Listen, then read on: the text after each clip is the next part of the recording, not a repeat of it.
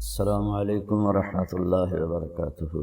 بسم اللہ الرحمن الرحیم، والصلاة والسلام علی رسولہ الکریم وعلی آلہ واصحابہ اجمعین، اما بعد۔ میرے محترم بھائیوں بہنوں، بچوں بچیوں، بیٹوں بیٹیوں، دوستوں، اللہ نے جتنے مخلوق پیدا کی ہے اس میں صرف انسان کو امتحان کے لیے پیدا کیا ہے۔ خلق الموت والحیات لیبلوکم ایکم احسن عملا۔ ہم نے زندگی اور موت کا نظام چلایا تھا کہ دیکھیں کہ تم میں سب سے اچھا عمل کون کر کے اللہ کے پاس آتا ہے۔ انا جعلنا ما علی الارض زینۃ لہا لنبلوہم ایہم احسن عملا۔ ہم نے زمین کو خوبصورت بنایا تاکہ ہم دیکھیں کہ تم میں اچھا عمل کون کرتا ہے۔ ساری مخلوق انسان کے علاوہ پڑھی لکھی پیدا ہوتی ہے، انسان بالکل جاہل پیدا ہوتا ہے، اس کی اپنی کوئی زبان نہیں ہوتی۔ یہ جو ماں باپ سے سنتا ہے اس کو سیکھتا ہے اور بولتا ہے۔ پرندے ان کے نہ ماں مر جائے باپ مر جائے انڈے سے نکلے گا وہ اپنی زبان بول۔ تو اللہ نے انسان کو امتحان میں ڈالا اور اس کو فہدیناہ النجدین، زندگی کے دو راستے سکھائے۔ ایک ہے فمن شاء فلیکفر اور دوسرا ہے فمن شاء فلیؤمن۔ اللہ نے کہا چاہو تو نافرمان بن کے زندگی گزارو اور چاہو تو فرما بردار بن کے زندگی گزارو۔ انا ہدیناہ السبیل اما شاکرا و اما کفورا۔ ہم نے آپ کو راستہ دکھا دیا ہے، اب چاہو تو نیک بن کے چلو اور چاہو تو نافرمان بن کے چلو۔ پھر اس کا آخر اللہ تعالیٰ نے رکھا ہے ان یوم الفصل کان میقاتا۔ فیصلے کا دن قیامت مقرر ہو چکا ہے اور اس دن اللہ تعالیٰ فیصلہ فرمائے گا، نافرمانوں کے لیے الگ، فرما برداروں کے لیے الگ۔ نافرمان ناکام ہوں گے اور فرما بردار کامیاب ہوں گے۔ تو اس کے لیے پھر اللہ تعالیٰ نے 1,24,000 نبیوں کو بھیجا۔ سب سے آخر میں جناب رسول اللہ محمد بن عبداللہ صلی اللہ تعالیٰ علیہ وسلم عربی ہاشمی قریشی کو اللہ تعالیٰ نے آخری نبی بنا کر بھیجا۔ اب آپ کے بعد کوئی نبی نہیں۔ اللہ تعالیٰ نے آسمان سے کتابیں اتاری، چھوٹی بھی بڑی بھی، اور سب سے آخری کتاب اللہ تعالیٰ نے قرآن کو اتارا۔ تو یہ ساری کتابیں اور چھوٹی کتابیں یہ رمضان المبارک میں اللہ تعالیٰ نے اتاری۔ اللہ کی کیا حکمت ہے اس میں۔ یکم رمضان کو ابراہیم علیہ السلام پر کچھ چھوٹے چھوٹے کتابیں اتری، 2 رمضان کو موسیٰ علیہ السلام پر تورات اتری، اور 8 رمضان کو داؤد علیہ السلام پر زبور اتری، اور 12 رمضان کو عیسیٰ علیہ السلام پر، یا 18 رمضان کو عیسیٰ علیہ السلام پر انجیل اتری جس کو آج بائبل کہتے ہیں، اور 21 رمضان کو جس کو لیلۃ القدر کہا جاتا ہے غار حرا میں آپ پر قرآن اترا۔ لیکن پچھلی کتابوں کے اترنے اور اس کے اترنے میں فرق ہے۔ پچھلی کتابیں پوری لکھی ہوئی دے دی گئیں اور قرآن تھوڑا تھوڑا تھوڑا تھوڑا تھوڑا نزلناہ تنزیلا، ہم نے اسے تھوڑا تھوڑا تھوڑا تھوڑا کر کے 23 برس میں اللہ تعالیٰ نے اس کو مکمل کیا۔ اس کی پہلی آیت تھی اقرأ بسم ربک الذی خلق خلق الانسان من علق، اور اس کی آخری آیت تھی واتقوا یوما ترجعون فیہ الی اللہ ثم توفی کل نفس بما کسبت۔ یہ سورہ بقرہ کی آیت ہے۔ تو اللہ تعالیٰ نے قرآن کو عربی میں، اور جو پچھلی کتابیں تھیں ان کو عبرانی میں، وہ پچھلی کتابیں تبدیل ہو گئیں، ان کے اپنے علماء نے تبدیل کر دیں، اور بائبل کی تو اصل لینگویج ہی نہیں ملتی، اس کی صرف ٹرانسلیشن ملتے ہیں، اور جو تورات ہے وہ بھی مکمل نہیں ہے، تھوڑی بہت اس کو زندہ کیا گیا ہے۔ قرآن ایک ایسی کتاب ہے جس کے بارے میں اللہ نے فرمایا انا نحن نزلنا الذکر وانا لہ لحافظون، ہم نے اسے اتارا ہے اور ہم اس کی حفاظت کریں گے۔ پھر اللہ نے کہا انہ لقول فصل، یہ فیصلہ کن قول ہے۔ پھر اللہ تعالیٰ نے اس کے بارے میں فرمایا لا ریب فیہ، اس میں کوئی شک نہیں ہے۔ پھر اللہ تعالیٰ نے فرمایا وتمت کلمۃ ربک صدقا وعدلا لا مبدل لکلماتہ وہو السمیع العلیم۔ اللہ تعالیٰ نے، تیرے رب نے اپنے کلام کو مکمل کر دیا، ہر طرح سے سچائی بھی کے ساتھ بھی اور عدل کے ساتھ بھی۔ اب دنیا کی کوئی طاقت اس کو بدل نہیں۔ دوسری جگہ فرمایا تفصیل الکتاب لا ریب فیہ، اس میں تفصیل سے تمہیں زندگی سمجھا دی گئی ہے اور اس میں کوئی شک نہیں۔ پھر ایک جگہ اللہ تعالیٰ نے فرمایا لا تبدیل لکلمات اللہ، یہ قرآن نہ تو خود بدلتا ہے، لا مبدل، نہ کوئی اسے بدل سکتا، یہ محفوظ ہے، جیسے ہمارے نبی پر اترا ویسے ہی اسی طرح یہ محفوظ ہے۔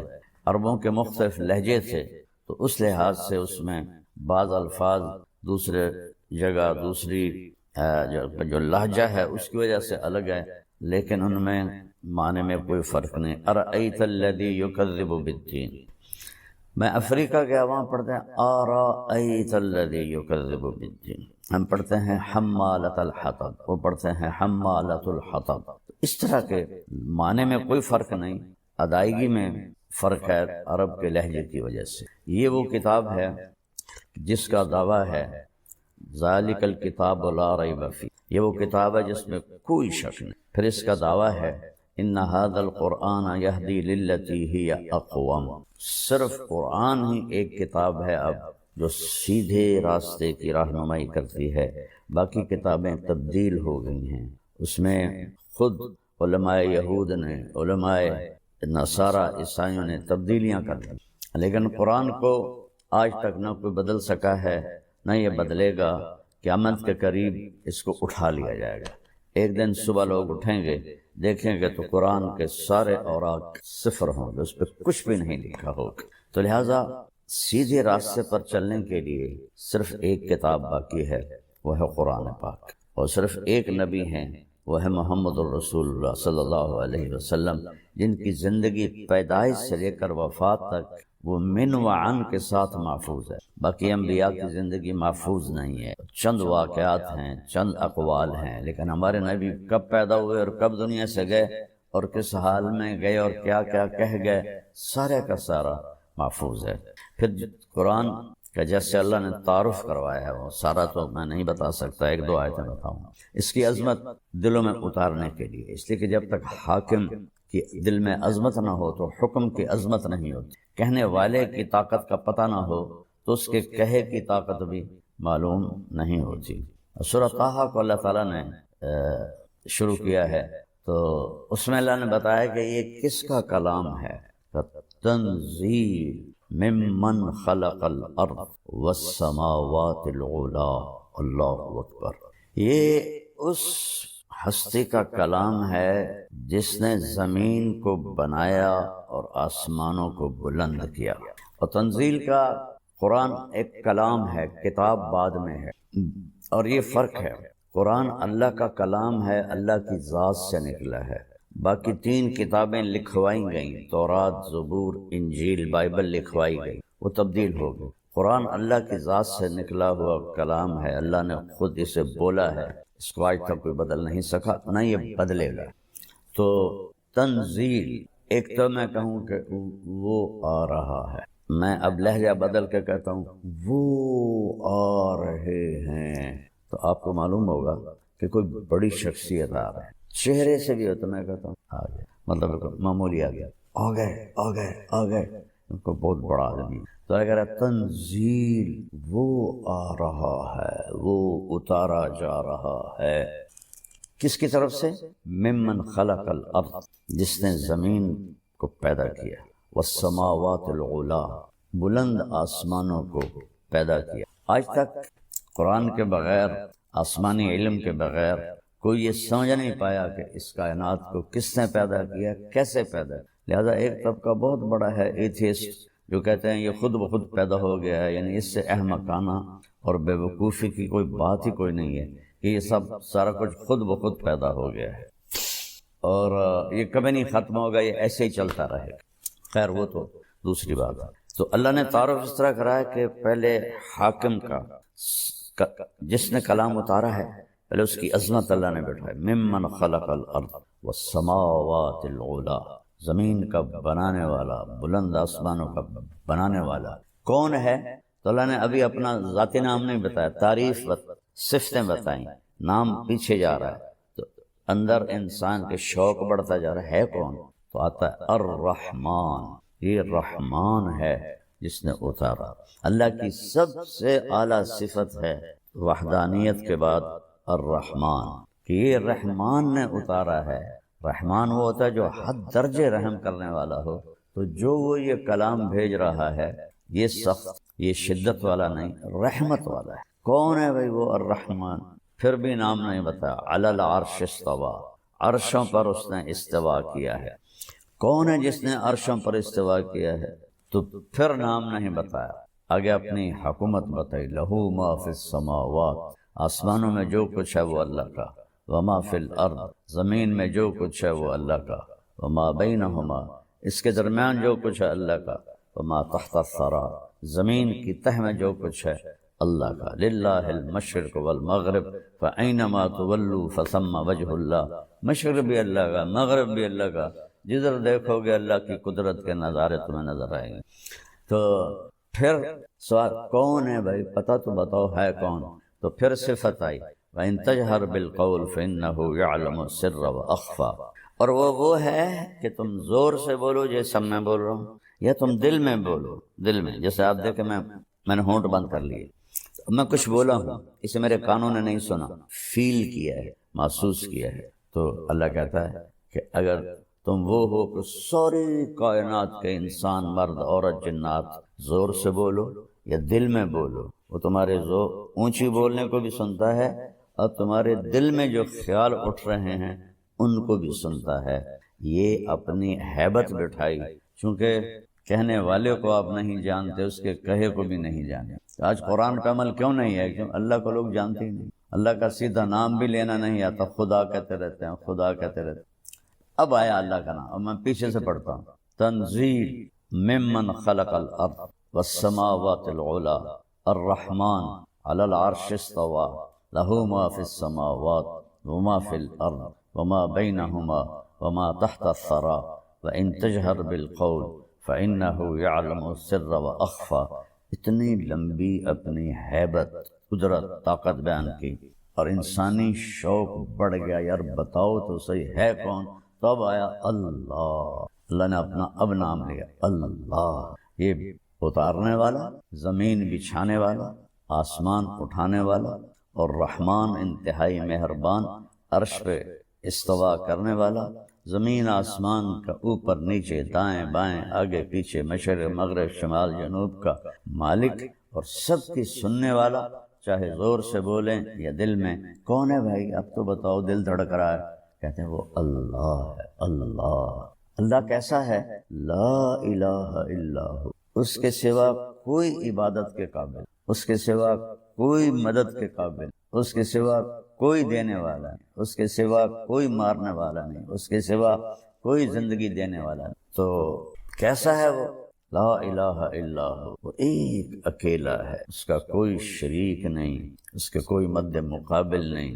الملک لا شریک لہ، الفرد لا ند لہ، تنہا ہے، اس کی مثل کوئی نہیں۔ العلج لا سمیع لہ، بلند ہے، اس کا ہمسر کوئی نہیں۔ الاول بلا بدایہ، اس کی وہ سب سے پہلے ہے، اس کی ابتدا کوئی نہیں۔ والآخر بلا نہایہ، وہ سب سے آخر ہے، اس کی انتہا کوئی نہیں۔ قدیم بلا ابتدا ودائم بلا انتہا، ہمیشہ سے ہے، ابتدا کے بغیر، ہمیشہ رہے گا اینڈ کے بغیر۔ تو اور کوئی ہے اس کی صفات جیسا نہیں۔ لہ الاسماء الحسنی، تمام خوبصورت صفات ایک اللہ کی ہیں۔ تو اس طرح اللہ نے قرآن کا تعارف کرایا کہ یہ تمہارے رب کا کلام ہے۔ امت نے چھوڑ دیا تو ذلت کی پستیوں میں گر گئے۔ پھر میں دو جگہ اور آپ کو بتاتا ہوں کہ اللہ تعالیٰ فرماتے ہیں یا ایھا الناس قد جاءتکم موعظۃ من ربکم وشفاء لما فی الصدور وہدی ورحمۃ للمؤمنین۔ یہ اللہ نے قرآن کا فائدہ بتایا۔ یہ کیا ہے؟ تمہارے پاس یا ایھا الناس کہا، یا الذین آمنوا نہیں کہا، صرف مسلمانوں کو نہیں کہا، بلکہ اس قرآن کے بعد پوری دنیا کے لیے اب ایک ہی کتاب ہے، وہ قرآن ہے۔ باقی کتابیں ویسے ہی بدلی ہوئی ہیں، ان میں ویسے ہی کتنے مذاہب ہیں جن میں بت پرستی آ گئی ہے۔ اپنے ہاتھوں سے، کمال نادانی کی بات ہے، اپنے ہاتھوں سے ایک بناتے ہیں، پہلے پتھر سے بناتے تھے، اب پلاسٹک سے بناتے ہیں، پھر اسی کے آگے ہاتھ جوڑ کے کھڑے ہو کر اس سے مانگ رہے ہوتے ہیں۔ بھلا اس سے زیادہ نادانی کی کوئی بات ہو سکتی ہے؟ ہاتھوں سے بنی ہوئی چیز کی پوجا شروع کر دینا۔ اللہ کے نبی کے دور میں بنو حنیفہ تھے، تو وہ یہ ادھر نجد میں رہتے تھے، ریاض کی طرف، تو ان کے ایک سال کھجوریں بہت زیادہ ہوں تو انہوں نے نا فالتو کھجوروں کا بت بنا دیا اور ایک سال تک اس کی پوجا کرتے رہے۔ اگلے سال خشک سالی ہوئی اور پھل تھوڑا آیا تو اسی خدا کو توڑ تاڑ کے تقسیم کر کے کھا گئے۔ یہ انسانی عقل تھی، اس وقت بھی تھی، اب بھی یہی حال ہے۔ پتھر کے بت بناتے ہیں، پلاسٹک کے بت بناتے ہیں، پھر انہیں کے آگے ان کو سجدے بھی کرتے ہیں، ان کے آگے ہاتھ بھی جوڑتے ہیں۔ تو میرا اللہ کہہ رہا ہے میں نے تمہارے لیے اے دنیا کے انسان تمہارے پاس ایک نصیحت آئی ہے، اور یہ اس کے 3 کام ہیں۔ شفاء لما فی الصدور، دل کے اندر کی بیماریوں کو صرف قرآن شفا دے سکے۔ دل کی سب سے بڑی بیماری کیا ہے؟ شرک، اللہ کا شریک ٹھہرانا۔ اللہ بھی ہے اور اللہ کے ساتھ کئی بھگوان بھی ہیں اور کئی دیوتا ہیں، کئی دیویاں ہیں۔ تو اللہ تعالیٰ نے کہا کہ نہ، یہ جو شرک ہے قرآن اس کو دھوتا ہے۔ پھر دل میں حسد ہے، بغض ہے، نفرت ہے، اور دل میں بدماشی ہے، نافرمانی ہے، اور حسد اور حرص ہے، لالچ ہے۔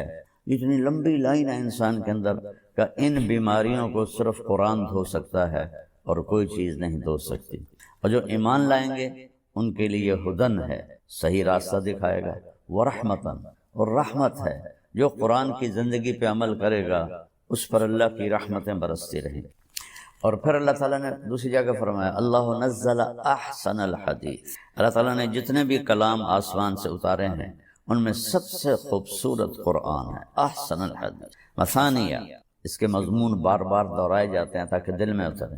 تقشعر منہ جلود الذین یخشون ربہم، جب اس قرآن کو سنا جاتا ہے تو جو اللہ سے ڈرنے والے ہیں ان کے رونگٹے کھڑے ہو جاتے ہیں۔ وتلین جلودہم وقلوبہم الی اللہ، اور ان کے دل نرم ہو جاتے ہیں اور وہ اللہ کی طرف مائل ہو جاتے ہیں۔ تو میرے عزیزو، قرآن اور رمضان ان کا آپس میں بہت جوڑ ہے۔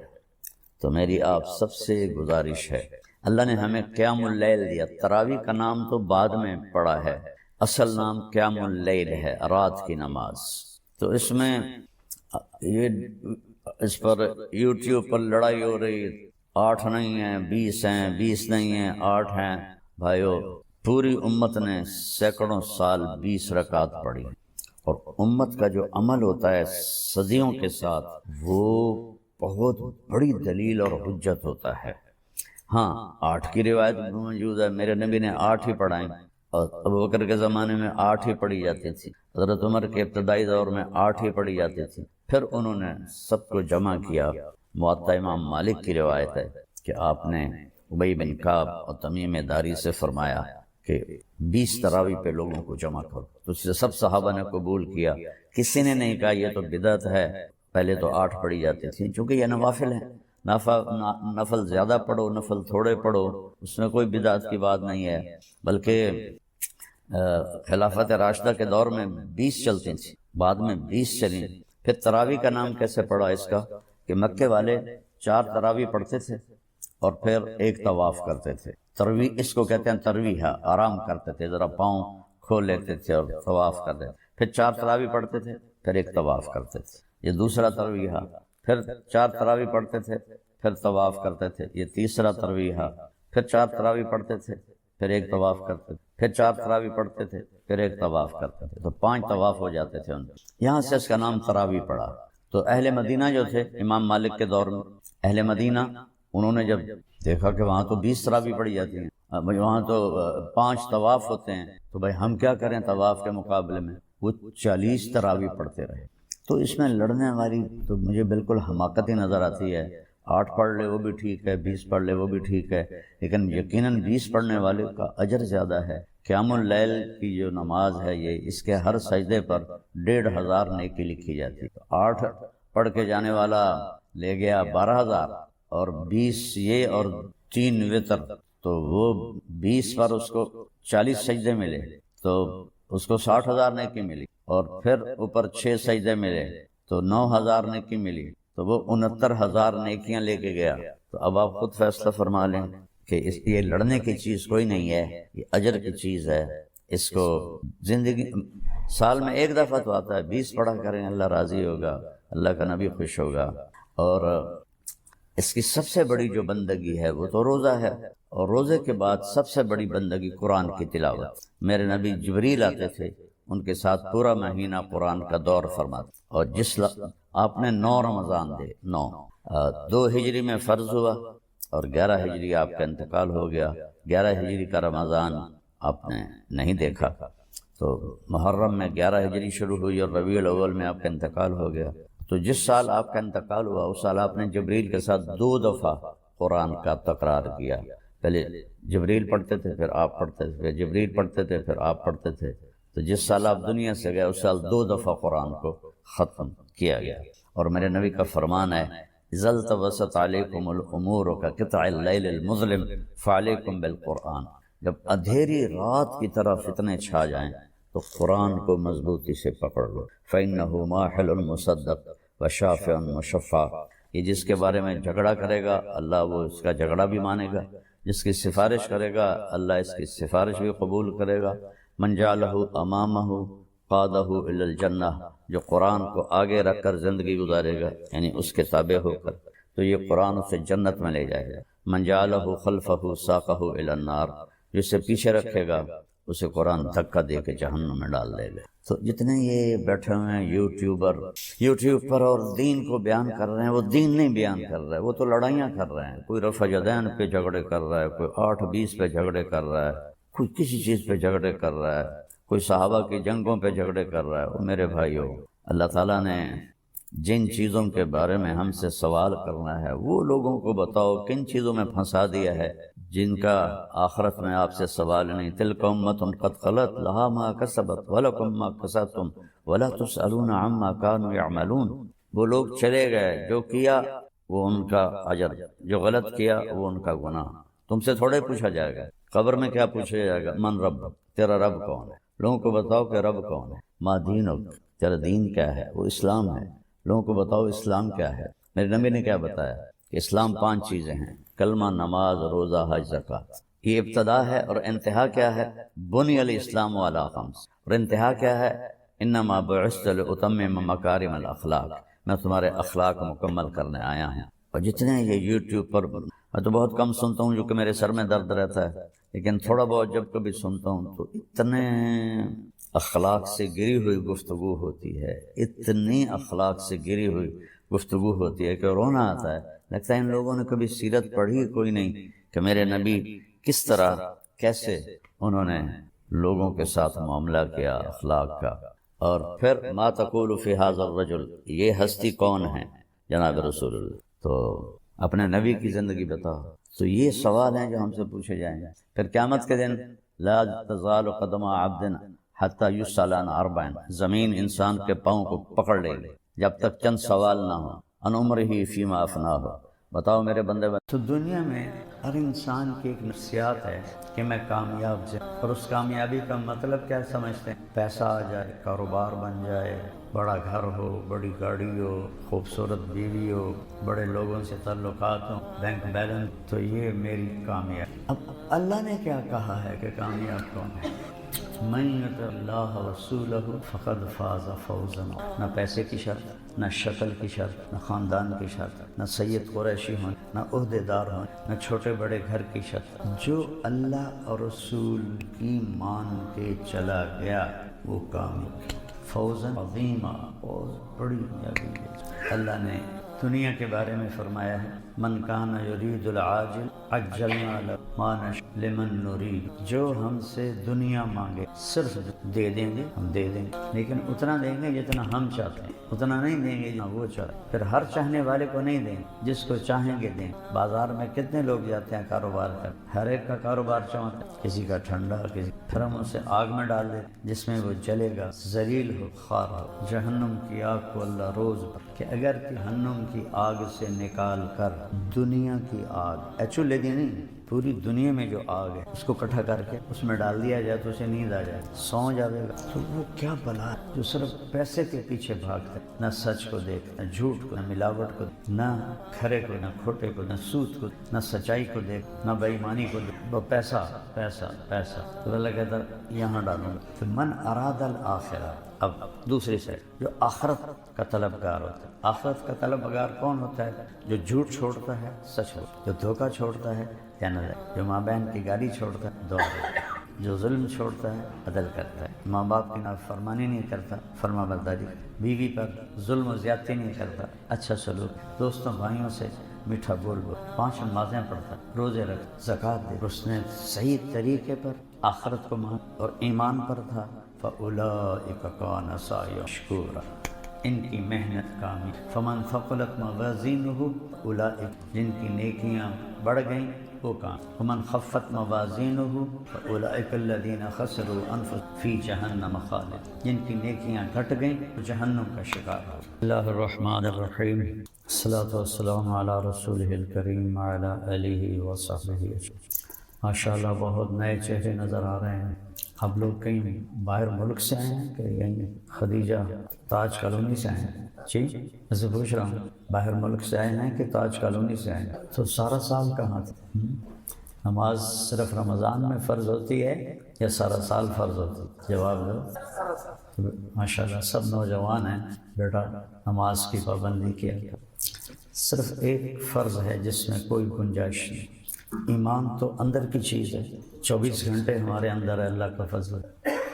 روزہ آیا ہوا ہے الحمدللہ، سال میں 1 مہینہ، اس میں گنجائش ہے. بیمار ہو ہاتھ میں رکھ لو، سفر پہ ہو ہاتھ میں رکھ لو. ایسی بیماری ہے کہ رکھ ہی نہیں سکتے، معاف ہو. زکوٰۃ پیسے والوں کا، حج پیسہ بھی ہو صحت بھی ہو تب فرض ہے، پیسہ ہو صحت نہ ہو فرض نہیں ہے. نماز ایسی چیز ہے کسی حال میں معاف نہیں، سوائے اس کے کہ وہ بے ہوش ہو. ہوش میں آئے گا تو پھر اس کی قضا ہے.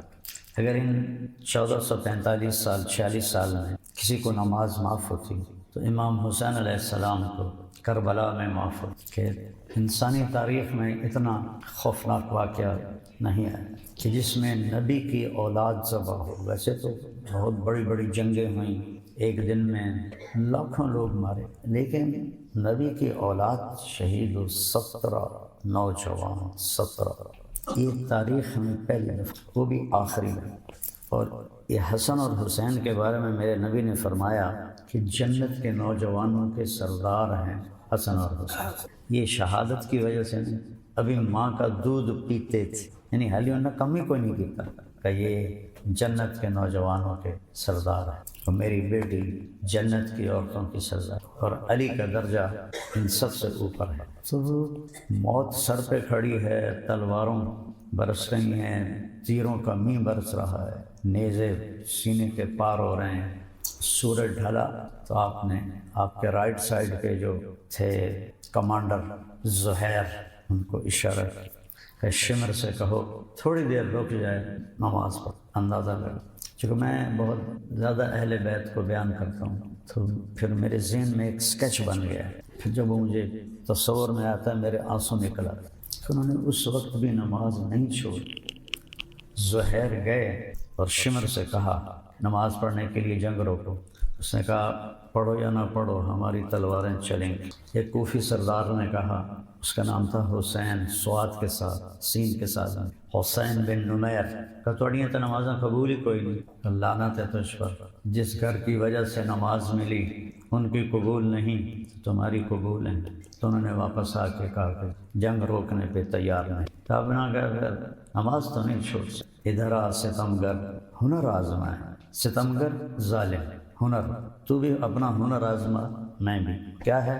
تو تیر آزما ہم جگر آزما. آپ نے فرمایا آدھے نماز پڑھو آدھے لڑائی کرو. اللہ، تاریخ میں ایسی نماز کبھی نہیں پڑھی، نہ آئندہ پڑھی جائے گی. آدم سے لے کر آج اور آج سے قیامت. جب وہ فرق ہو گئے کہ چلو اب تم نماز پڑھو. نماز نہیں چھوڑی. عصر سے پہلے سب کے سر کٹ کے نیزے پہ چڑھ گئے. عصر پڑھنے کی نوبت نہیں ہے. آپ اسی کالونی کے بچے ہو، نوجوان ہو، بیٹا نماز نہ چھوڑو. یہ پتہ ہے آپ کیوں آ گئے؟ شیطان قید ہو گیا. تو اس نے جو آپ کو تالے لگائے ہوئے تھے نا وہ ٹوٹ گئے. اب ایمان آپ کو کھینچ کے مسجد میں لے آیا.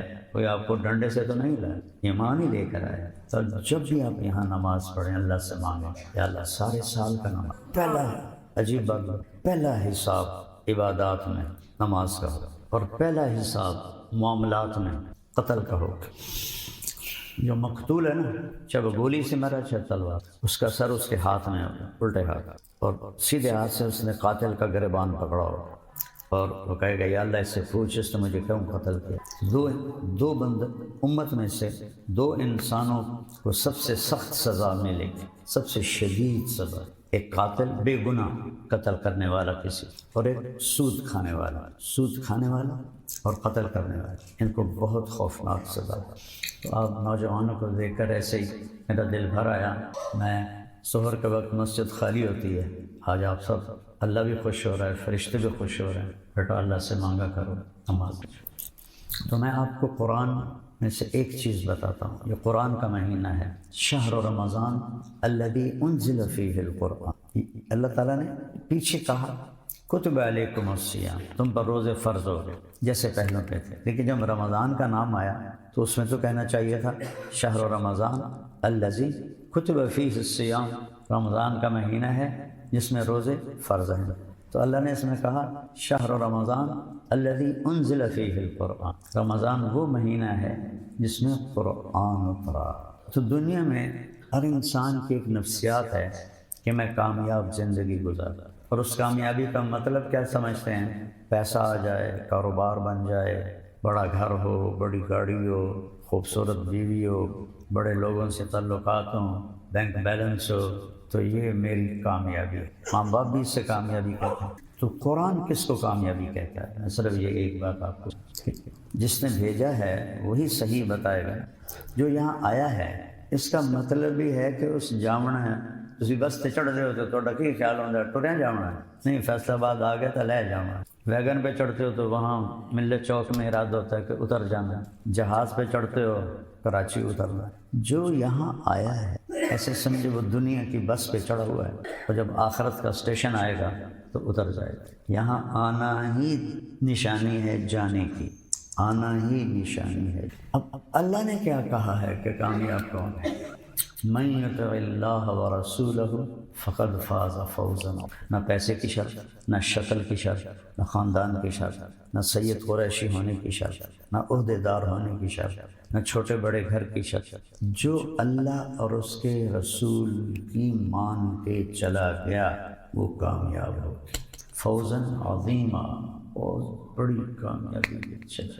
تو میرے بھائیو، اللہ نے دنیا کے بارے میں فرمایا ہے من کان یرید العاجل عجلنا له فیہا ما نشاء لمن نرید۔ اگر تم صرف دنیا کے پیچھے بھاگو گے نا، اور دنیا پیسہ پیسہ پیسہ پیسہ، ساری دنیا کا ایک دین بن چکا ہے پیسہ، ساری دنیا، کافر، مشرک، تحریک، ہندو، سکھ، عیسائی، یہودی، مسلم، پیسہ پیسہ۔ اللہ کیا کہہ رہا ہے؟ جو ہم سے دنیا مانگے گا، صرف دنیا دے دیں گے، ہم دے دیں گے، لیکن اتنا دیں گے جتنا ہم چاہتے ہیں، اتنا نہیں دیں گے جتنا وہ چاہتا ہے۔ پھر ہر چاہنے والے کو نہیں دیں گے، جس کو چاہیں گے دیں گے۔ بازار میں کتنے لوگ جاتے ہیں کاروبار کرنے، ہر ایک کا کاروبار چمکتا ہے، کسی کا ٹھنڈا، کسی کا چمک جاتا ہے۔ پھر کیا کرتے ہیں؟ ثم جعلنا له جہنم یصلاها مذموما مدحورا، پھر ہم اسے آگ میں ڈال دیتے ہیں جس میں وہ جلے گا ذلیل ہو کر خوار ہو۔ کبھی آپ کو گھر میں تجربہ ہوا ہوگا، انگلی جل گئی، توے کو ہاتھ لگ گیا، فرائنگ پین کو ہاتھ لگ گیا، سارا دن ہائے ہائے کرتا کہ آگ کے جلے کا کوئی علاج نہیں کہ یہ دوا لگاؤ تو جلن ختم ہو جائے گی۔ وہ اپنا ٹائم لے گا۔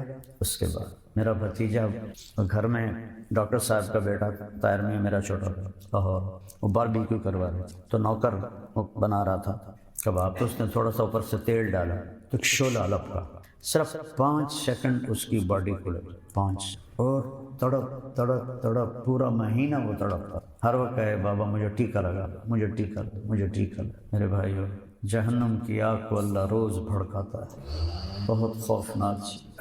اس سے سمجھو کہ اگر کسی کو جہنم کی آگ سے نکال کر دنیا کی آگ، ایکچولی نہیں، پوری دنیا میں جو آگ ہے اس کو اکٹھا کر کے اس میں ڈال دیا جائے تو اسے نیند آ جائے، سو جائے گا۔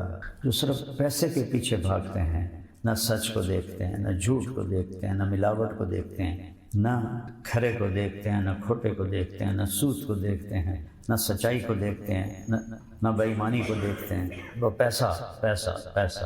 تو اللہ کہتا یہاں ڈالوں گا تو یصلاھا مذموما مدحورا، ذلیل ہو کے پڑے رہو۔ فمن اراد الاخرہ، اور جس نے کہا یا اللہ مجھے دنیا بھی چاہیے آخرت بھی چاہیے، صرف آخرت۔ حضرت عائشہ نے پوچھا یا رسول اللہ سب سے اعلیٰ درجے کی دعا کون سی؟ تو آپ نے کہا عائشہ آدم سے لے کر آج تک جتنی دعائیں مانگی گئی نبیوں نے مانگی، لوگ سب سے اعلیٰ دعا ہے ربنا آتنا فی الدنیا حسنہ فی الآخرۃ حسنہ وقنا عذاب النار۔ اللہ نے سکھایا کہ یا اللہ دنیا بھی اچھی کر لے اور آخرت بھی اچھی کر لے۔ خوبصورتی کے لیے 4 لفظ ہیں، ایک ہے حسن خوبصورت، ایک ہے حسین بہت خوبصورت، ایک ہے احسن سب سے زیادہ خوبصورت، ایک ہے حسن۔ شاید آپ نے یہ مطلب نہ سنا ہو، میں نے یا مسجد والوں کو کبھی بتایا ہو تو اکثر نوجوان بیٹھے حسنہ چہرے کے اس تل کو کہتے ہیں جو پورے چہرے کو خوبصورت بنا۔ آپ نے دیکھا جو تل ہوتا ہے نا پورے جسم کی پورے چہرے کی کیمسٹری بدل دیتا ہے۔ وہ شیرازی تھے تو ان کا ایک شعر ہے، پہلا مصرع بھول گئے، اگر آنتر کے شیرازی بدستارت دل مارا بخال ہند وش بخشم سمرقند و بخارا۔ اگر یہ جوان مجھ سے ہاتھ ملا لے تو اس کے چہرے کے تل پر میں سمرقند اور بخارا کی حکومت بھی قربان کر دوں گا۔ یہ زمانہ تھا تیمور لنگ کا، سمرقند اس کا کیپٹل تھا، اور اس نے سمرقند کو دنیا کا سب سے حسین شہر بنا دیا۔ تو جب اس نے شیراز فتح کیا تو اس نے شیرازی کو پکڑوا لیا، کہنے لگا اے الو میں نے ساری دنیا کے خزانے سمرقند پہ لٹا دیے، تو کہہ رہا ہے صرف۔ اچھا جب اس کو پتہ چلا نا کہ ہم اے بن گئے تو اس نے گندے سے کپڑے پہن لیے، وہ پھٹے ہوئے، تو ایک ہی شعر آخیا کہ تل دے پیچھے تو سمرقند جڑائے ہو قربان کر دیں مجھے اور بخارا قربان کر دیں۔ کہنے لگا امیر محترم اسی سخاوت کی وجہ سے تو آج میرا یہ حال ہے، کپڑے ہی پاٹے ہوئے، اسی سخاوت کی وجہ سے تو میرا یہ حال، میرے ایک کپڑے ہی پاٹے ہوئے۔ اور تیمور بڑا ہنسا کہ اس کو انعام دو اور بھیج دو۔ تو حسنہ اس دل کو کہتے ہیں کہ آپ کے چہرے کو نمایاں کر دے، تو میں قربان جاؤں اپنے رب کا۔ اس نے صرف یہ نہیں کہا کہ دنیا اچھی کر دے، دنیا ایسی کر دے کہ ہم نمایاں ہو جائیں، اور آخرت ایسی کر دے کہ ہم نمایاں ہو جائیں۔ سبحان اللہ سبحان اللہ، کیا میرے رب کا۔ تو من اراد الاخرہ، اب دوسری سائڈ جو آخرت کا طلبگار ہوتا ہے۔ آخرت کا طلبگار کون ہوتا ہے؟ جو جھوٹ چھوڑتا ہے سچ بولتا ہے، جو دھوکہ چھوڑتا ہے کہنا جائے، جو ماں بہن کی گالی چھوڑتا ہے دعا دیتا ہے، جو ظلم چھوڑتا ہے عدل کرتا ہے، ماں باپ کی نافرمانی نہیں کرتا فرما برداری کرتا ہے، بیوی پر ظلم و زیادتی نہیں کرتا اچھا سلوک کرتا ہے، دوستوں بھائیوں سے میٹھا بول بولتا ہے، 5 نمازیں پڑھتا ہے، روزے رکھتا ہے، زکوٰۃ دیتا ہے، پیسہ ہے صحت ہے حج کرتا ہے۔ 4-5 بلانے سال وہ مومن، پھر شرط لگے ایمان شرط ہے، ایمان کے بغیر کوئی نیکی قبول نہیں۔ وسعی لہا سعیہا وہو مومن، اور اس نے صحیح طریقے پر آخرت کو مانگا اور ایمان پر تھا۔ فاولئک کان سعیہم مشکورا، ان کی محنت کامیاب۔ فمن ثقلت موازینہ فاولئک هم المفلحون، جن کی نیکیاں بڑھ گئیں وہ کامیاب۔ ومن خفت موازینہ فاولئک الذین خسروا انفسهم فی جہنم خالد، جن کی نیکیاں گھٹ گئیں وہ جہنم کا شکار ہو۔ تو قرآن کامیابی کا معیار یہ بتاتا ہے کہ اللہ راضی، دوزخ سے بچے، جنت میں، اللہ دنیا میں عزت کی زندگی۔ یہ قرآن کا مضمون۔ ہمارا مضمون کیا ہے؟ پیسہ پیسہ پیسہ۔ جب میرے والدین مجھے کہتے تینوں ڈاکٹر بنانا ہے، بڑا پیسہ بڑی عزت، آپ یقین مانیں اللہ کا شکر ہے میرا حافظہ اچھا ہے، میرے حافظے میں یہ بات کہیں نہیں ہے کہ ماں نے کہا ہو یا باپ نے کہا ہو یا چاچے نے یا تائی نے کہ لوگوں کی خدمت کرے گا، بیماراں دیا دعاواں لویں گا، نئے ور صرف 2 پتر ڈاکٹر بن جاؤ، بڑا پیسہ بڑی عزت۔ تلمبا نام سنا نا، تو تلمبا اللہ نے مشہور کر دیا، وہاں ایک غریب فیملی کا لڑکا ڈاکٹر بن گیا تھا، تو پیتھالوجسٹ تھا ڈاکٹر معین۔ ابا جی ہمیشہ کہتے دیکھے ڈاکٹر معین نو غریب جا گھر دا آج دی کیڈی عزت۔ تو میرے ذہن میں جو بات ڈاکٹری کی بٹھائی گئی وہ تھی پیسہ اور عزت۔ میرے اللہ نے مجھے اپنے حبیب کے ممبر پہ بٹھانا، میں اس کا شکر گزار، اس کا شکر۔ جس لڑکے نے مجھے، ہم 4 مہینے اکٹھے لگا رہے تھے، کوثر اس کا نام تھا، آخری ہفتہ تھا، آخر مجھ سے کہنے لگا جماعت میں کٹھے تھے، تم کیا کرتے؟ میں نے کہا میں نے میڈیکل کالج میں داخلہ لینا ہے، FSC کی۔ کہنے لگا تمہارے والد کیا کرتے؟ میں نے کہا میرے والد ذمہ دار ہیں۔ تو کہنے لگا پھر تم عالم بن جاؤ، تمہاری آخرت بن جائے گی۔ میں نے کہا عالم مولوی؟ اس زمانے میں مولوی گالی تھا، گالی۔ 70 کی 60 کی دہائی میں ہم لوکل ذمہ دار ہیں، مائگریٹڈ نہیں ہیں۔ ہمارے لوکل ذمہ داروں کے گاؤں میں مولوی ایک نوکر ہوتا تھا۔ تو میرے اندر بھی وہی تصور تھا، والدین کو بھی یہی کچھ کرتے دیکھا۔ کہنے لگا تم ڈاکٹر بن جاؤ، تم عالم بن جاؤ۔ میں نے کہا یار مولوی بن کے کی کرنا ہے؟ وہ کہنے لگا دیکھو ڈاکٹر بننے کا کیا مطلب ہے؟ پہلے بھی اللہ نے تمہیں ایک اچھے گھر میں پیدا کیا ہے، مالدار گھر ہے، پیسہ ہے، تم ڈاکٹر بن جاؤ گے، کچھ پیسے اور آ جائیں گے۔ سبحان۔ اس کی بات مجھے ایسے لگی، یہ سچ تو کہہ رہا ہے کہ ماں پیو نے ایک ہی کلمہ پڑھایا، بڑے پیسے بڑی عزت، تو اللہ نے عزت بھی دی تھی، پیسہ بھی دیا۔ ماشاءاللہ وہاں کے بڑے مشہور خاندان سے ہیں اور با اثر ہیں۔ میرے والد نے 44 میں BA کیا تھا اور پاکستان مسلم فیڈریشن آف اسٹوڈنٹس کے وہ جنرل سیکرٹری تھے۔ اور جب قائد اعظم رحمۃ اللہ 44 میں ملتان آئے، بس ایک ہی دفعہ، تو جنرل سیکرٹری اور اسٹیٹ سیکرٹری میرے والد صاحب تھے۔ تو اللہ پاک نے یہ چیزیں تو پہلے دی، میں کہا یہ گل تو ٹھیک، پہلے 100 روپے آئے، پھر 200 ہو جائے گا، 1000 ہو جائے گا، پھر قبر آ جائے گی، پھر سارے ملیا میٹ ہو جائے گا۔ تو اصل تو میرے اللہ نے ارادہ کیا تھا میرا ہاتھ تھامنا، ایک چھوٹی سی لاجک ذریعہ بن گئی۔ تو میرے عزیز ہو، قرآن کا پیغام ہے اگر اللہ راضی ہے آپ کامیاب، اگر اللہ ناراض ہے آپ ناکام۔ میرے نبی نے فقر کیوں چنا، وہ غربت کیوں چنی؟ میں آپ کو قسم کھا کے کہہ، میں نے افریقہ کے سفر کیے ہیں، غریب ملکوں کے، ایسی غربت دیکھ کر میرے آنسو نکلے، اور میں نے موازنہ کیا کہ پاکستان کا غریب سے غریب بھی ان سے زیادہ سکھ۔ میرے نبی نے غربت خود اختیار کی کہ میری امت کے غریبوں کو مجھ سے تسلی ملتی ہے۔ کبھی کوئی گھر دیکھا ہے جہاں 2 مہینے چولہا نہ جلے؟ میرے نبی کے گھر میں 2 مہینے چولہا نہیں جلے۔ ایک رات حضرت عائشہ کے ساتھ لیٹے ہوئے تھے، کبھی ایسے ہو جائیں، تھوڑی دیر کے بعد ایسے ہو جائیں، پھر ایسے ہو جائیں، پھر ایسے ہو جائیں، پھر ایک دم آگے بڑھے، یہ 4 پائی کی لکڑی ہوتی ہے نا جس میں باندھ، اس پر ایسے ہو کے نا ایسے لٹک گئی، پیٹ کو یہاں رکھ کے نا نیچے چلے گئے۔ حضرت عائشہ اٹھ کے بیٹھ گئے، یا رسول اللہ خیر تھا ہے کیوں ہے؟ آپ نے بڑے تکلیف کے ساتھ کہا عائشہ بھوک بہت، بھوک بہت، جس کی خاطر یہ غنچہ سجایا، جس کی خاطر دھرتی آکاش بنائے، وہ کہہ رہے ہیں عائشہ بھوک۔ تو حضرت عائشہ رونے لگی، یا رسول اللہ آپ اللہ سے مانگتے کیوں نہیں؟ آپ تو ایسا کریں گے تو پہاڑ سونا بن جائے۔ کہ نہیں عائشہ، اسی بھوک میں اللہ سے، یہ تھا امت کو تسلی دینے کے کہ میری امت کے غریب گلہ نہ کریں کہ سن تو روٹی بھی نہیں لگ گئی۔ تو میرا نبی کہے گا میرے گھر پہ 2 مہینے چولہا نہیں جلا۔ اس لیے بھائیو قرآن کا مفہوم کامیاب وہ نہیں ہے جو ہواؤں میں اڑنے لگے، کامیاب وہ ہے جس سے اللہ کا رسول راضی، جو مرے تو آگے اللہ کا رسول ایسے کھڑا، آ جا میرا بیٹا آ گیا، میری بیٹی آ گئی، میرا امتی، سارے دلیدر دور ہو گئے، وہ مرے اور آگے عذاب کے فرشتے کھڑے۔ پیغام قرآن مولانا طارق جمیل صاحب کے ساتھ پروگرام ملاحظہ کیجئے رمضان المبارک کی ہر رات تراویح کے بعد یوٹیوب لائیو صرف طارق جمیل آفیشل پر۔ السلام علیکم ورحمۃ اللہ وبرکاتہ۔ بسم اللہ الرحمن الرحیم۔ میرے محترم بھائی بہن، بچے بچیاں، سننے والے، رمضان کی آمد ہے جس کی آپ تمنا فرماتے تھے کہ یہ اللہ تعالیٰ نصیب فرمائے، اور اللہ نے ہر امت کو رمضان دیا۔ ہمارا رمضان سب سے الگ، سب سے اعلیٰ، سب سے بہترین۔ جیسے یہ کاروباری لوگوں کا سیزن ہوتا ہے تو اندھا دھند کام کر، یہ سیزن ہے اللہ، اس میں پھر اللہ کے نام پہ خرچ کرنا بھی ایک بہت بڑا عمل ہے۔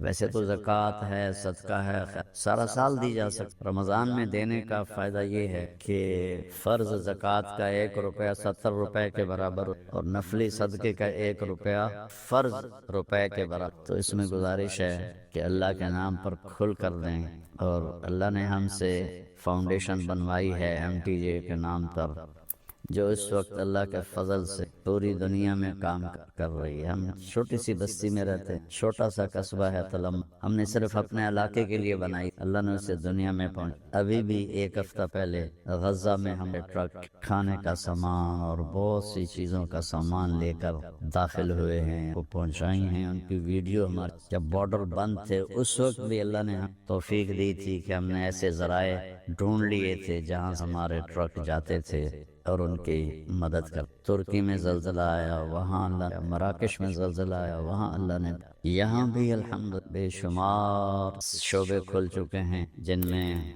اللہ تعالیٰ ہم سے اپنے بندوں کی خدمت کا کام لے رہا ہے۔ تو آپ سب سے گزارش ہے کہ ہر جگہ دیں کے بارے میں روکتا نہیں ہوں، جو صحیح کام کر رہے ہیں اور اس میں ہمیں بھی آپ یاد رکھیں، آپ کے تعاون کے ہم بہت زیادہ اللہ آپ سے راضی ہو۔ السلام علیکم ورحمۃ اللہ۔